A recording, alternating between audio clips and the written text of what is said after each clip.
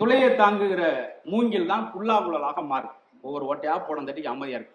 அவசரப்பட்டு உடஞ்சுன்னா விறகு போய்.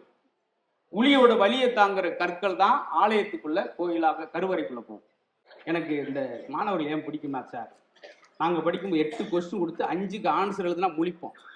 ஆனா இன்னைக்குள்ள பசங்க 8மே எழுதுறியா சார், ரைட்டோ தப்பு எழுதுறான் பாத்தீங்களா, அதவே பாராட்டணும். மனசு விட்டு உண்மையா ஒரு நிமிஷம் சிரிச்சா டாக்டர் சொல்றதான் ஒரு சொல் ரத்தம் ஓடும். இப்ப 1 மணி நேரம் சிரிச்சிருக்கீங்க, ரத்தம் கோப்போ கோப்போ கோப்போன்னு ஊறி காது வழியா மூக்கு வழியா ஒழுகுனாலும் ஒழுகும். ஒரு சீரியல் கதை முடியவே இல்லை. டைரக்டர் எவ்வளவு சொல்லி பார்த்தாங்க, சார் முடியுங்க சார் முடியுங்க சார், என் பேரெல்லாம் பெரியவனா வந்து கேட்கிறேன் சார், கதையை முடியல, டைரக்டர் முடிக்கவே இல்லை. கடைசியில் டைரக்டரே முடிச்சுட்டாங்க. போடா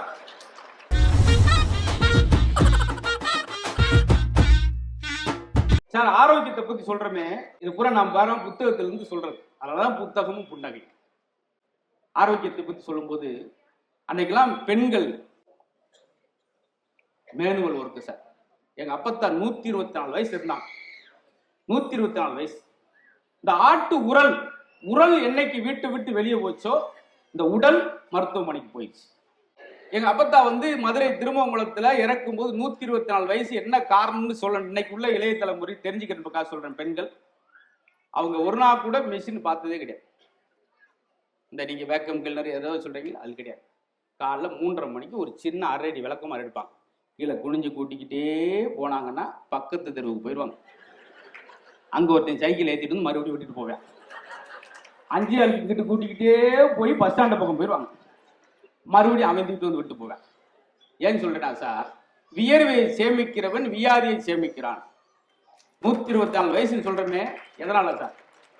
இந்த வேர்வை வெளியே வந்துட்டே இருக்கேன் சார். டாக்டர் சொல்றாருல, நல்லா வேகமா நடங்க. இக்கிகாய் அப்படின்றது மிகச்சிறந்த ஒரு புத்தகம் சார், ஜப்பானிய புத்தகம்.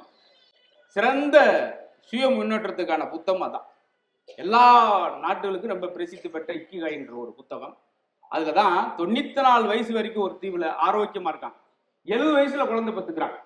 அதுக்கு காரணம் என்னன்னா, ஜப்பானிய வந்து நடக்க மாட்டான், நடக்காமல் கொஞ்சம் வேகமா ஓடுவேன். நீங்க பாருங்க, நாட்டுல ட்ரெயின் கூட போய் நடந்துகிட்டே இருக்கான் வேகமா. இதைத்தான் மருத்துவர் என்கிட்ட சொன்னது, 3/4 மணி நேரம் போங்க முத்து, ஸ்பீடா நடங்க, கையை வீசி வீசி நடங்க, பக்கத்துல செல்போன் பேசக்கூடாது. இதான் ஒரு வாக்கிங்கான அழகு. 3/4 மணி நேரம் முடிஞ்சோன்னா 10,000 அடி சட்டையை கழித்து புளியணும், வேர்க்கணும். இதான் வாக்கிங். ஆனா நம்மால் இன்னைக்கு என்ன செய்யறான், 2 ஸ்டெப்பு போறேன், 2 உளுந்த விட ஒண்ணு லவக்கு லவக்கு லவக்கு மேஞ்சி செம்மறி ஆடு மாதிரி மேஞ்சி.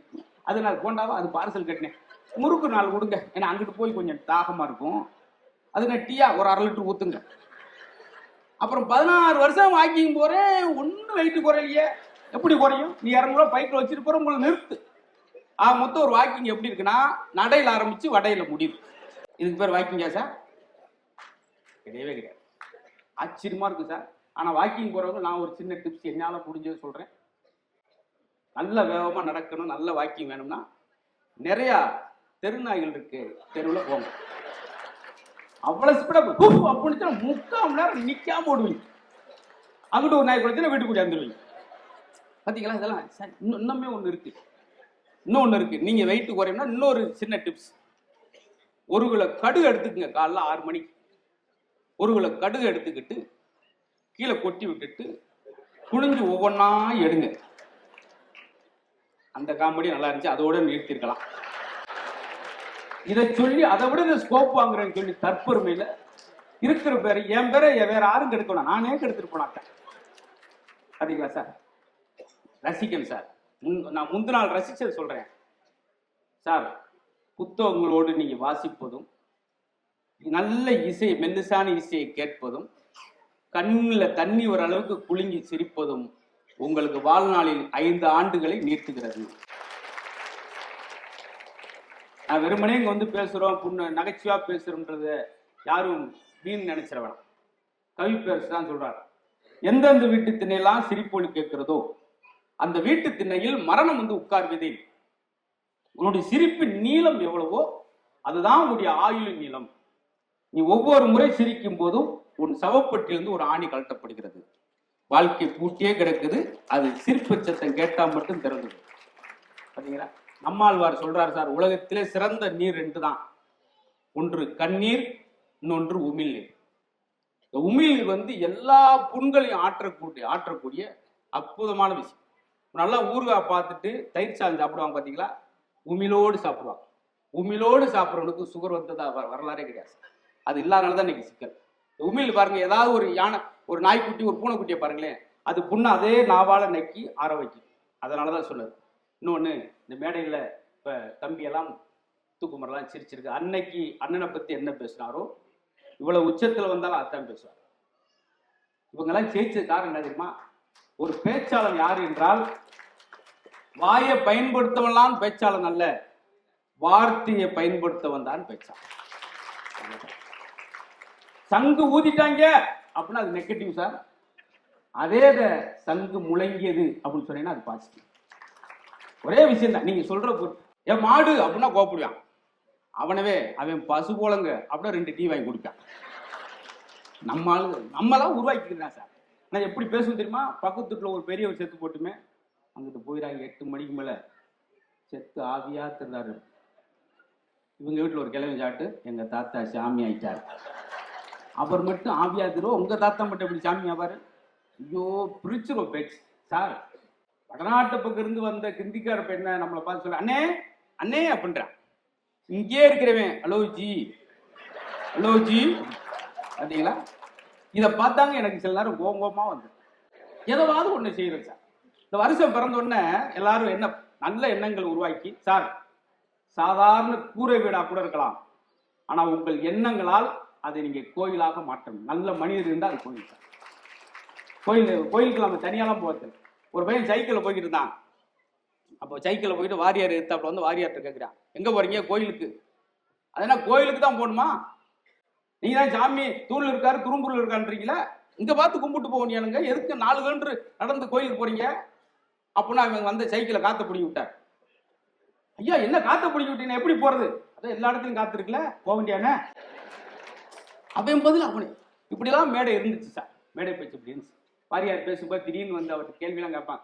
சாமி நான் ஒரு மளிகை கடை வச்சிருக்கேன், கடையில என்ன படம் மாட்டலாம்? அதுக்கு வாரியார், நீ என்ன படத்தை வேணாலும் மாட்டிக்க, ஆனா கலப்படம் பண்ணி மாட்டிக்கிறாங்க. பாத்தீங்களா எவ்வளவு ஜமூஜை பத்தி பாத்தீங்களா? எல்லாருக்குமே சார். எம்ஆர்ஆர் அவர்கள் ஒரு பழைய பாண்டியான் ஒரு படத்துல ஒருத்தர் போட்டு அடிச்சுக்கிட்டு இருப்பார். ஏன்னா பெரியவங்களா இருக்காங்க, அவங்களுக்கும் ஒரு நகைச்சுவை நாகரிகமா இருந்துச்சு அப்படின்றக்காக சொல்றேன். உங்களை ஒருத்தர் அடிச்சுக்கிட்டு இருப்பான் பழைய பாண்டியான் படத்துல. அப்ப எம்ஆர்ஆர் பக்கம் ஏன்டா அவனை அடிக்கிறீங்க? ஐயா கொடுத்த கடனை திருப்பி தர மாட்டேங்கிற. ஐயா ஏன்டா கொடுத்தீங்க? ஐயா இல்லேன்னு கேட்டேன், கொடுத்தோம்னு. இல்லாத கொடுத்தாய புறா திருப்பி தருவான். இவ்வளவு நாளா அந்த கடன் பிரச்சனைக்கு காரணத்தை கண்டுபிடிச்சிங்களா?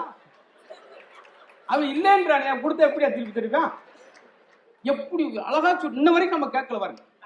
போன வாரம் பத்தில ஒருத்தன் கடன் கேட்டு போய் ஆத்தாட்டே கடன் கேட்கிறாடா அப்படின்னு சொல்லி ஓடியான்ட்டான். பார்த்தீங்களா? ஆச்சரியமா இருக்கு. அதனால நல்ல சபை. எனக்கு இந்த மாதிரி சிரிச்சிட்டிங்கன்னா போகும் சார், உங்களுக்கு நோய் நோடியே கிடையாது. ஏன்னா எல்லாம் எங்களுக்கு வந்துருக்குல்ல. உங்களை எப்ப சிரிக்க போறீங்க, எதுக்கு சிரிக்க போறேன்னு அங்க உட்காந்து நான் சாதாரண விஷயம் சார், பார்க்கும்போது ஈஸியா தெரியும் கீழே. அவ்வளவு சில பேச்செல்லாம் பார்த்தா பயமுடுத்துவாங்க. அன்னைக்கெல்லாம் ஒரு நண்பர்கிட்ட பேசும்போது மேடையில் பேசுறார், நானும் நண்பரும் ஒரே தட்டில் சாப்பிட்டு இருக்கிறோம், ஒன்றாக படுத்து தூங்கி இருக்கிறோம், இன்றா நேற்றா 35 ஆண்டு கால நட்பு, எங்க நட்பை போல சொல்ல முடியாது. கீழே குனிஞ்சு உங்க பேர் என்ன அப்படின்னு இருக்காரு. ஐயா ஒரே தட்டுல நீங்க படுத்து பாய் உள்ள போய் கேட்க வேணாம் ஐயா. ஆனா சார் இந்த இதிகாசத்துல ஒண்ணு எடுத்துக்கணும் சார். அப்படியே பாலைவனத்துல ஒருத்தருக்கு தண்ணீரை எப்படி செலவழிப்பான சிக்கனம், அது மாதிரி ஒவ்வொன்றுக்கும் ஒரு சிறப்பு இருக்கு சார். கம்பராமாயணத்துல நட்பை பத்தி ஒரு அழகான விஷயம். உண்மையிலே இதுக்கெல்லாம் நீங்க கண்டிப்பா கைதட்ட போறீங்க. இது என்னன்னா என்னை நானே ஆசுவாசப்படுத்திக்கிறேன். தட்டுறங்களே தட்டலையே என்னை மூலம் ஒரு சாங் உண்டு பண்ணிட்டு அப்புறம் அந்த பாயிண்ட சொல்றேன். ராமருடைய நண்பன் வந்து குகன் ராமரை பார்ப்பதற்கு வாங்கிட்டு வர்றான் சார் 2 பொருள். நம்மளால என்ன வாங்கிட்டு போவோம், ஆனா குகன் ராமனுக்காக வாங்கிட்டு வந்து என்ன தெரியுமா, மீனும் தேனும். ராமர் பார்த்துட்டு இப்படி ஒரு காம்பினேஷன் நான் பார்த்ததே இல்லையா, ஏயா மீனும் தேன் என்னையா நீ இவ்வளவு ஒரு நண்பன்னு எதுக்கு அதை கொண்டு வந்தேன்ருக்கு குகன் சொன்னார் சார். இந்த உலகத்திலே ரொம்ப ஆழத்துல கிடைக்கக்கூடியது மீன். இந்த உலகத்திலேயே மலையில் மிக உயரத்தில் கிடைக்கக்கூடியது தேன். என்னுடைய நட்பின் ஆழத்தையும் என் நட்பின் உயரத்தையும் சொல்வதற்கு தான் நான் மீண்டும் தெரியும். இந்த ஒரு விஷயம் படிச்சோம்னா நண்பர்கள் எப்படி இருக்குன்றது ஒரு விஷயம் முடிஞ்சு வச்சு பார்த்தீங்களா. ஒவ்வொன்றுக்கும் சகோதரர்கள் எப்படி இருக்க வேண்டும் என்பதை சொல்வது ராமாயணம், சகோதரர்கள் எப்படி இருக்கக்கூடாது என்று சொல்வது மகாபாரதம். நீங்க சொல்றீங்க இல்லையா புத்தகம் புன்னகை, எனக்கு ஒவ்வொரு கதையும் ஒரு சின்ன சின்ன கற்றுக்கிட்டேன் சார். துரோணாச்சாரியார் தான் வில்வித்தையில பெரிய ஜாம்பவான். கௌரவருக்கும் பாண்டவருக்கு அவர் தான் சொல்லித்தராரு. முன்னாடி ஒருத்தர் நிறுத்தி வில்ல கொடுத்து, அந்த மரத்தை பார், மரம் தெரியுதா? தெரியுது தெரியுது. அங்க இருக்க கிளை தெரியுதா? தெரியுது சாமி தெரியுது சாமி. அங்க இருக்கிற கிளி தெரியுதா? தெரியுது குருவே தெரியுது. ஒண்ணு தெரியுதுன்றான். கிளியோட கழுத்து தெரிகிறதா? தெரியுது குருவே தெரியுது. அப்ப அம்பை இழுத்து விடுறான். கிளி ஒரு பொருக்கு 3 கிலோமீட்டர் கிட்ட போகுது. அடுத்து வர்றாரு, கேட்கிறாரு அதே துரோணாச்சாரி, மரம் தெரிகிறதா? தெரியல குருவே. சுத்தி இருக்கலாம் சந்தோஷம் போச்சுடா, இனி நம்ம தான் வின்னர். கிளை தெரியுதா? தெரியல. ஆத்த அடி வில்லு விட்டு. அங்க இருக்க கிளி தெரியுதா? அவ்வளவுதான். கிளியோட கழுத்து தெரிகிறதா? தெரிகிறது. அம்பை விட்டா கிளி 2ஆ போச்சு. அவனுக்கு வேற எதுவும் தெரியல சார், கிளியோட கழுத்து மட்டும்தான் தெரிஞ்சு. இதுதான் நோக்கம். உங்களுடைய நோக்கம் எதுவா இருக்கிறோ அதுதான். இதை நான் படிச்ச பின்னாடி சார் மிகச்சிறந்த சிங்கமா இருந்தா கூட ஒரே நேரத்தில் 2 மானை விரட்டுச்சுன்னா ஒன்னையுமே பிடிக்க முடியாது. நோக்கம் ஒன்றா இருக்க வேண்டும் என்பதை படிச்ச பின்னாடி எனக்கு இதன் மேலும் இப்படி ஒரு சின்ன சின்ன கதை நம்மளை மாத்து சார். ரஸ்கின் எழுதிய புத்தகம் தான் மகாத்மா காந்தியை உருவாக்கியது. அன்னை தெரசா, இந்த இந்தியாவே கொண்டாடுற அன்னை தெரசாவை உருவாக்கியது ஒரு புத்தகம் கிடையாது சார். ஒரு புத்தகத்தினோட ஒத்த வார்த்தை தான் இந்த உலகத்துக்கு அன்னை தெரசாவை தந்தது.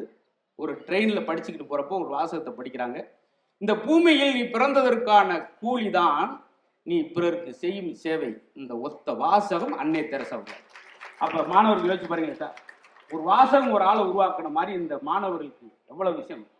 என்னை கேட்பாங்க பார்த்தீங்களா, தம்பி சொன்னார்ல அசத்த பேர்ல பார்த்தேன் 200 வாரங்கள் தொடர்ச்சியா பேச நான் தான் முதல்ல பேசணும், தப்பி தேர் முதல் எபிசோட் ஏதாவது உளறிட்டேன்னா அந்த எபிசோடே என்னிட்டு தான் வேஸ்டா போச்சு சொல்லிடுவாங்க. அந்த வாசிப்பு இன்னைக்கு நான் நின்று பேசுறேன் பார்த்தீங்களா, அதுக்கு காரணம் அவ்வளோ. இப்ப மாதிரி அப்ப காணொலி கிடையாது, யூடியூப் கிடையாது, யூடியூப்ல பார்த்தெல்லாம் பேச முடியாது. அப்படி ஒரு கஷ்டம். அன்னைக்கெல்லாம் என்னடா நம்மளை எல்லா வாரமும் பேச வைக்கிறாங்க, ஒரு சலிப்பா இருந்துச்சு. ஆனா அந்த உழைப்பு, அந்த கஷ்டம், எவன் ஒருவன் புண்பட்டவனோ அவன் தான் பண்பட்டவனாக மாற முடியும் அப்படின்றது. துளையை தாங்குகிற மூங்கில் தான் புல்லாங்குழலாக மாறும். ஒவ்வொரு ஓட்டையா போட தட்டிக்கு அமைதியா இருக்கு. அவசரப்பட்டு உடஞ்சுன்னா விறகு போய். உளியோட வலியை தாங்குற கற்கள் தான் ஆலயத்துக்குள்ள கோயிலாக கருவறைக்குள்ள போகும். உடஞ்சு போறது இங்க போயிடும் மாதிரி.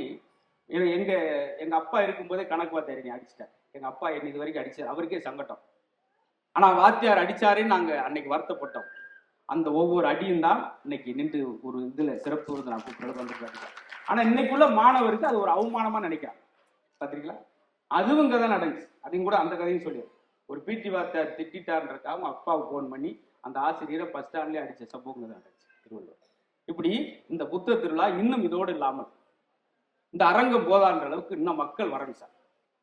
வந்து இந்த அருமையான தம்பி இளம் வயதில் வெற்றியாளர், வேற ஒன்றும் ரோல் மாடலுக்கு காரல் மார்க்ஸே பாருங்கள், லெனினே பாருங்கள், சாக்ரட்டிஸை பாருங்கள், மேடையில் இருக்கிறவே பாருங்க அவங்க எப்படி இருக்கு. ஒரு குட்டி கிராமத்துல கல்லுன்ற ஒரு பகுதியில சாதிச்சு தொடுற துறை பூரா இந்த பேச்சாற்றல் பார்த்தீங்களா, அவ்வளவு வாசிப்பு சார். அது மாதிரி நம்ம குழந்தைகளும் எல்லா குழந்தைகளுக்கும் ஒரு அடையாளம் இருக்கு. நம்ம தான் எனர்ஜியான வார்த்தையை குழந்தைகளுக்கு பெற்றோர்கள் சொல்லணும் சார். காலைல குழந்தை எழுப்பும் போதே வீரியமிக்க வாசகத்தோடு எழுப்புங்கள். குழந்தை எப்படி எழுப்பணுமா? காலைல எந்திரிங்க, திருவள்ளூர் கலெக்டர் எந்திரிங்க, அவன் படபடன் வேர்த்தணும். ஐயோ ஆத்தா நம்ம பெருசா அம்மா எதிர்பார்க்குறாங்க. கமிஷனர் எந்திரிங்க, அவனுக்கு அப்பயே வருமா. அப்ப சார் நம்ம எண்ணம் பாரதியார் சொன்ன மாதிரி பெரிதினும் பெரிதுகள். நீ இன்ஜினியர் ஆக நினைச்சாதான் கொத்தனார் வேலைக்காக போக முடியும். எடுத்தோடனே கொத்தனார்னா சித்தால் போய் சீரஞ்சி எடுக்க இருக்கோ இல்லை, பெருசா உன்னை கேளுங்க. அது மாதிரி குழந்தைய வந்து அப்படி கவர்னர் எந்திரிங்க, கமிஷன் எந்திரிங்க சொல்லணும். அவனுக்கு ஒரு நம்பிக்கை, ஐயோ அம்மா பெருசா எதிர்பார்க்குறாங்க. ஆனா நம்ம காலைல குழந்தை எப்படி எழுப்புறோம்? எந்திரி எருமை, ஆட்டோ வந்து 1/2 மணி நேரம் ஆச்சு, அவன் எருமை மாதிரியே தெரியும். எனக்கு இந்த மாணவர்கள் ஏன் பிடிக்குமா சார், நாங்க படிக்கும்போது 8 கொஸ்டின் கொடுத்து 5க்கு ஆன்சர் எழுதுனா முழிப்போம். ஆனா இன்னைக்குள்ள பசங்க 8யுமே எழுதுறான் சார். ரைட்டோ தப்பு எழுதுறான் பாத்தீங்களா, அதவே பாராட்டணும். சாய்ஸ்ல விட மாட்டேங்கிறான். கடல் அரிப்பேத்தெடுக்க நாம் என்ன செய்ய வேண்டும்? லேசா சொரிஞ்சு விட வேண்டும். பாத்தீங்களா, அதை ஒரு சாய்ஸ்ல விடல. இல்லை சார், ஏதோ ஒன்று ஃபில் பண்றான்ல. நம்ம படிக்கும் போது 1 மார்க் கொஸ்டினுக்கு 1 வரி தான் எழுதுவோம். ஆனா இன்னைக்கு 1 வேர்டுக்கே 13 எழுதுறவளா இருக்கா சார். கஸ்தூரிபாய் குறிப்பு. அவன் வாங்கி பார்த்தா ஒண்ணுமே தெரியல, குறிச்சிருவோம். காந்தி மனை நோட்ட 1 மார்க் கிடைச்சிடும். ஆனா அவனா ஒரு பாயை உருவாக்கிட்டான், கஸ்தூரிபாய். இது ரொம்ப அகலமான பாய். இந்த பாய் எடுத்துட்டு போய் மெத்தில் விரிச்சு எல்லோரும் உட்காந்து தூங்கலாம், நடு வீட்டில் விரிச்சு எல்லோரும் சாப்பிடலாம். இந்த பாயை 2ஆ கழிச்சு 2 வீட்டு கொடுக்கலாம். அவர் சட்டையை கழிச்சுட்டார். என்னப்பா கிழிச்சுக்கிட்டே போறான். அடுத்த பக்கத்தை திரும்ப அங்கிட்ட ஆரம்பிக்கிறான். கஸ்தூரிபாயின் வகைகள்: கொலப்பாய், தார்பாய், நார்பாய், office boy, school boy, room boy. அவர் படவுடன் வேர்த்து 2 குளுக்கோஸ் சேர்த்துட்டு வந்து உட்காந்துருக்காரு.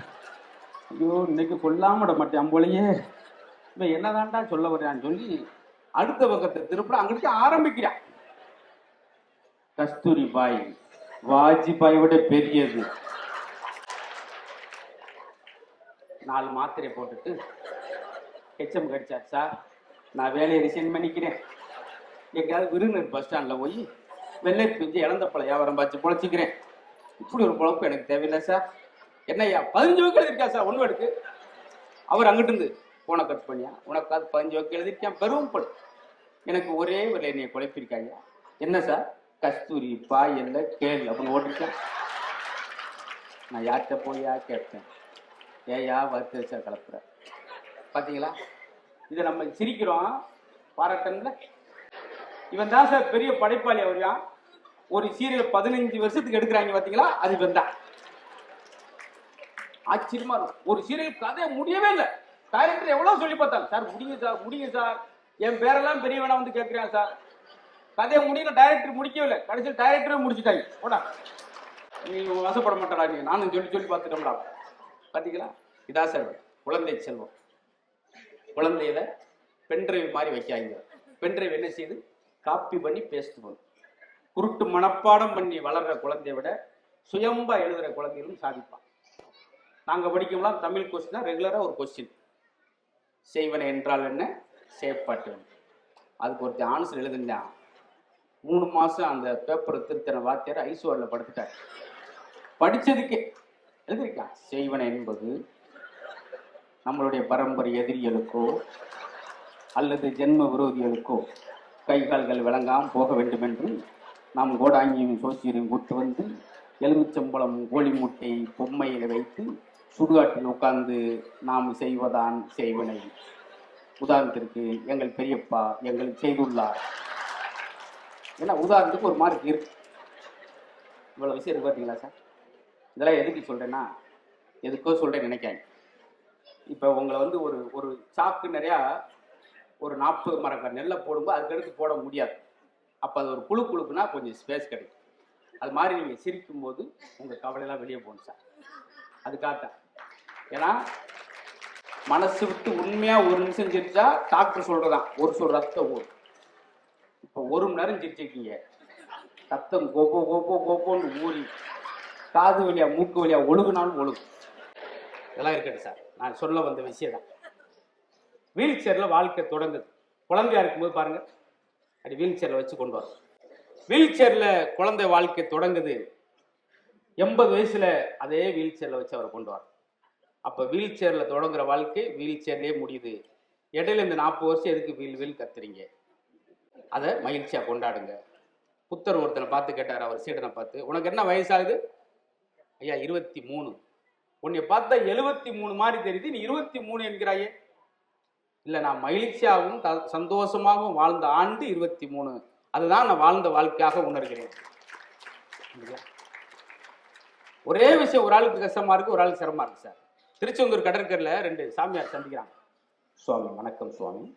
பதிலுக்கு அவரும் சுவாமி வணக்கம். தாங்கள் எப்படி சுவாமியாக மாறினீர்கள்? அது பெரிய வேடிக்கை, கூறுங்களேன், ரசிப்போம். இளம் வயதில் கலாகலா என்று ஒரு பெண்ணை விரும்பினேன். காதல் கைகூடவில்லை. சாமியாராகி விட்டேன். என் கதை இருக்கட்டும், தாங்கள் எப்படி சுவாமியாக மாறினீர்கள்? அந்த சனியை முடிச்ச கலவை நான் தான் கல்யாணம் பண்ணேன். பாத்தீங்களா சார், உங்க மகிழ்ச்சியை உங்களை தவிர வேற யாரும் அனுபவிக்க முடியாது, கொடுக்க முடியாது. நம்மளே உருவாக்கிட்டே தான் சார். சார், அசையும் சொத்தாக இருந்தாலும், அது அசையாத சொத்தாக இருந்தாலும், இந்த உடம்பு அசைகிற வரைக்கும் தான் சார் அந்த சொத்து நம்மளுக்கு. அதை வச்சுக்கிட்டு நம்ம ஒவ்வொரு ஆளும் என்னென்ன பேசுறோம் பாத்தீங்களா சார். என்எஸ் கிருஷ்ணன் அவர்கள் சொல்லி தான் எம்ஜிஆரே பிறருக்கு கொடுக்கணும், ஒரு நகைச்சுவாளர் சொல்லி தான் ஒரு கதாநாயகனே உருவாங்க. இதெல்லாம் வரலாறு சொல்றோம். புற்றுநோய் உடனடியாக ஆப்ரேஷன் பண்ணன்னு சொன்னதுக்கு அண்ணா சொன்னது ஒரு நல்ல புத்தகத்தை படிச்சுக்கிட்டு இருக்கேன். ஒரு 2 நாள் ஆப்ரேஷன் தள்ளி வைக்கலாமா, ஏன்னா அதோட முடிவு தெரியணும், சுவாரஸ்யமா இருக்கு, அழகா இருக்கு அப்படின்னு சொல்லி உயிர் பிழைக்கிற கூட தள்ளி வச்சுட்டு புத்தகத்தை படிச்சனால தாங்க அறிஞர் அண்ணாவை இன்ன வரைக்கும் கொண்டாங்க. இனிமேல் வீடு கட்டும் போது ஒரு ரொம்ப வேணாம், ஒரு 4க்கு 4 அளவாவது புத்தகரை வச்சு 4 புத்தகம் குழந்தை படிக்குதோ இல்லையோ சும்மாவாவது திருப்பி பார்க்கட்டும். அதை செஞ்சா போதும், நேர்மறை எண்ணம் உருவாகும். பரவாயில்ல, நம்ம இவ்வளவு மேடை பேசினாலும் ஒரு தெளிவா இருக்கானே அப்படின்னு சொல்லி அவன் பேச்சு படி 13 வருஷம் அந்த கொள்கையை கடைபிடிச்சேன்.